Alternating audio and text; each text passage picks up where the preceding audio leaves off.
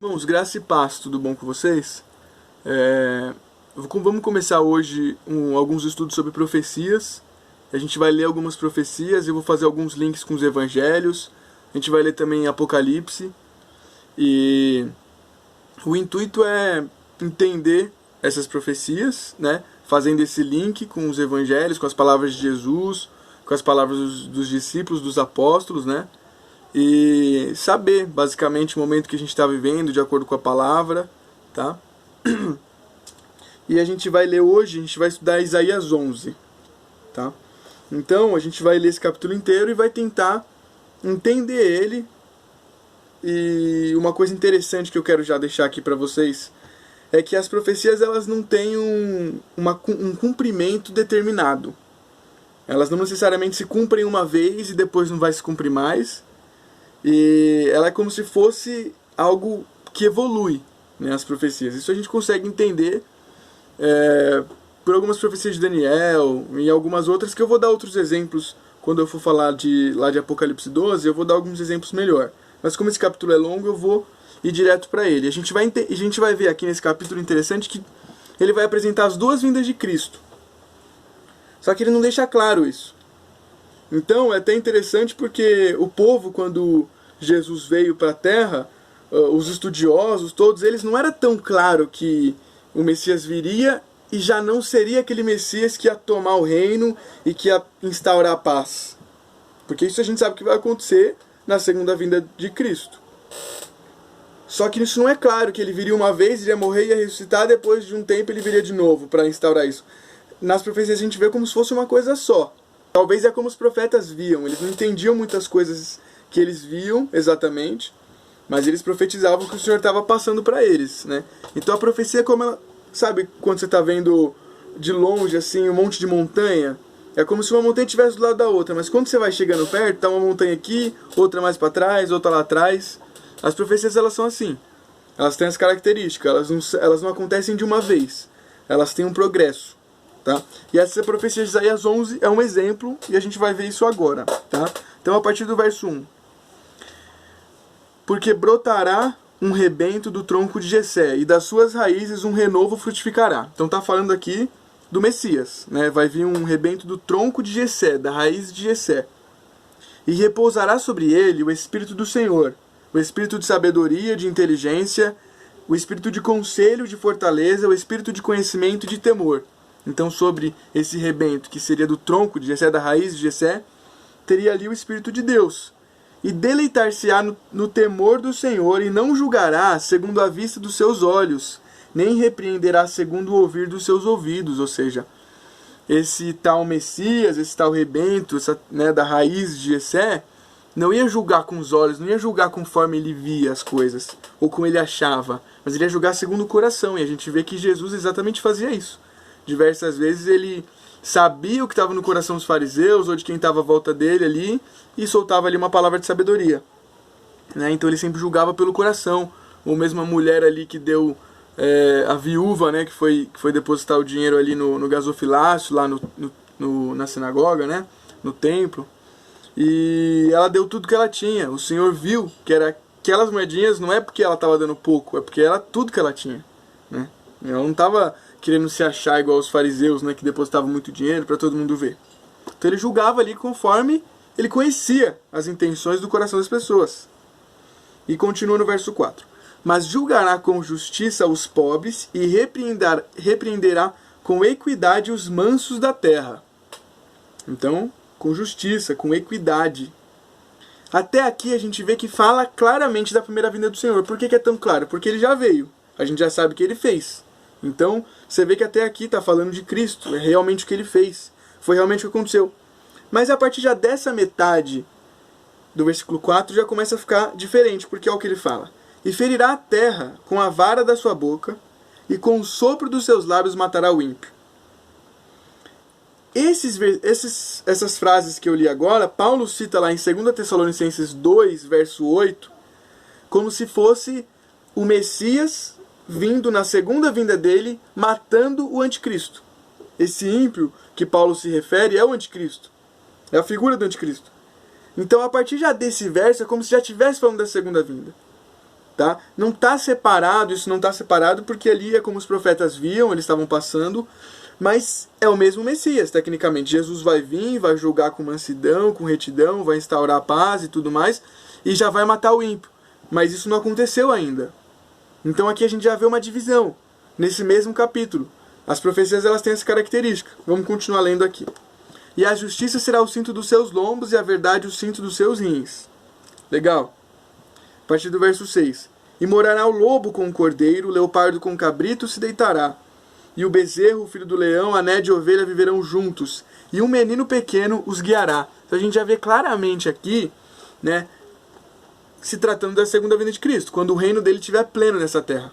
A gente sabe que a gente vai morar em Israel, é o que as profecias apontam, que a gente vai ter ali a nova Jerusalém transformada, a gente vai ter corpos glorificados e é o que vai ser aqui, né? Como a profecia fala, como foi no começo, será no fim. Então aqui a gente vê um cenário parecido talvez com Éden. Morará o lobo com o cordeiro, né? A criança vai guiar ali todos e tudo mais. A vaca e a ursa pastarão juntas, seus filhos juntos se deitarão, e o leão comerá palha como o boi, e brincará a criança de peito sobre toda a áspide. E já o desmamado meterá a mão na cova do basílico. Não se fará mal nem dano algum em todo o monte da minha santidade, porque a terra se encherá do conhecimento do Senhor como as águas cobrem o mar.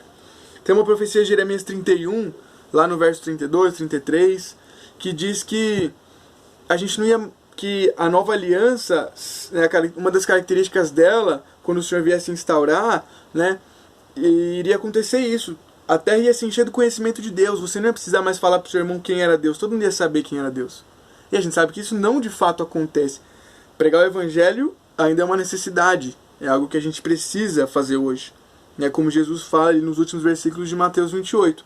Ide a todas as nações, falar e todas as coisas que eu tenho vos dito. Então essa parte da profecia ela não está plena. Pode ser que a gente esteja caminhando. Pode ser não, a gente está caminhando para que isso aconteça de fato. 10, verso 10. E acontecerá naquele dia que as nações perguntarão pela raiz de Jessé, que a gente viu aqui no começo, brotará um rebento do tronco de Jessé. Naquele dia as nações perguntarão por essa raiz, pelo Messias, posta por pendão, né? É bandeira, posta por pendão entre os povos, e o lugar do seu repouso será glorioso.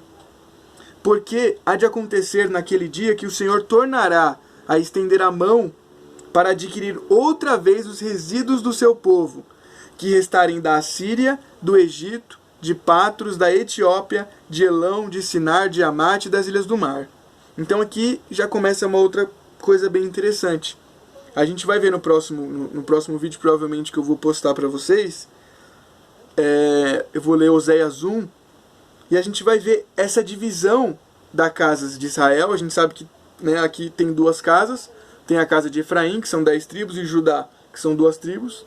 Se você não sabe ainda esse conceito, te aconselho a ver um vídeo que tem aí no meu canal, ou qualquer outro na internet a respeito dessa divisão das duas casas, que é retratada em 1 Reis 11, tá? E a gente sabe que terão resíduos do povo de Deus, e aqui não necessariamente é dos judeus, isso tem que ficar claro na sua cabeça.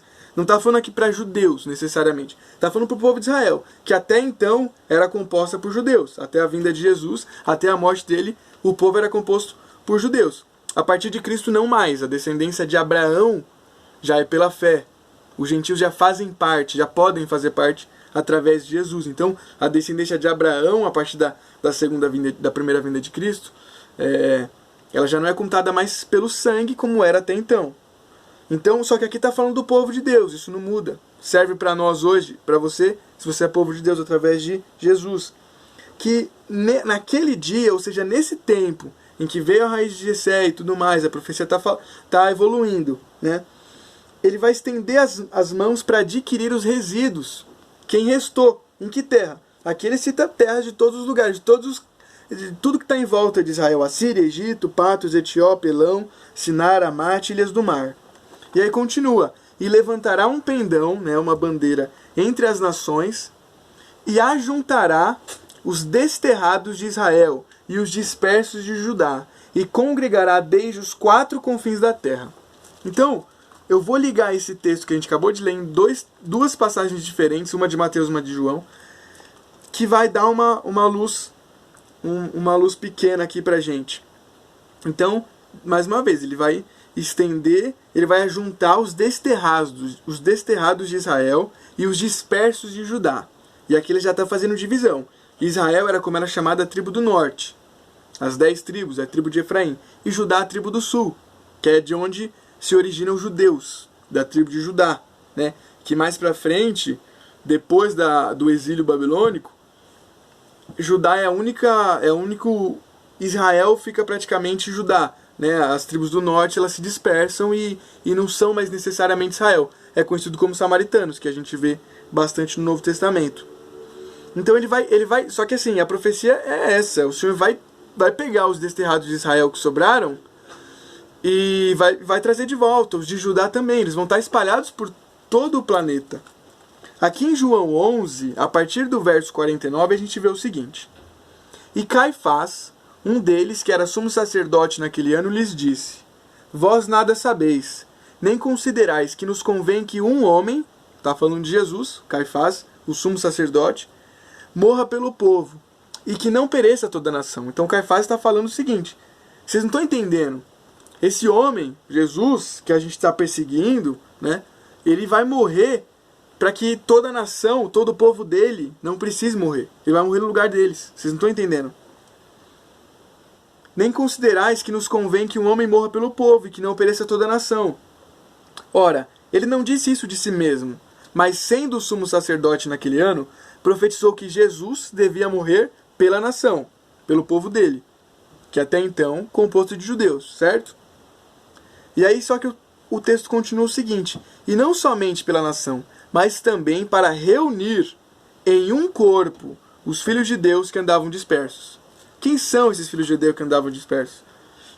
A tribo de Israel, do norte, e a tribo de Judá. Esses são os filhos de Deus quem Jesus veio reunir na sua morte. Tá? E de forma alguma eu quero excluir os gentios, como eu já falei, Paulo deixa muito claro esse conceito nos primeiros capítulos de Efésios, Romanos 9, 10, 11, que os gentios, através de Jesus, é o que ele está falando aqui, fazem parte desse povo. Jesus está reunindo, Jesus está trazendo. A morte dele, Caifás entendeu isso, que não era o messiânico, era alguém que perseguia Jesus, entendeu que a morte de Jesus ia reunir de novo esses homens. Só que agora essa reunião não é mais por sangue, essa reunião é pela fé, como eu e você. Nós somos reunidos através de Jesus para este povo, esse povo aqui, dessa profecia que está aqui em Isaías. Nós somos reunidos. É uma profecia que a gente está lendo aqui. É uma das funções, é uma da característica das funções da vinda de Cristo aqui para a Terra. É reunir os desterrados de Israel, né, os dispersos de Judá, para congregar em Israel. Né, porque ele quer trazer o povo dele de volta. E a segunda vinda dele vai marcar o fim disso. Vai marcar o final.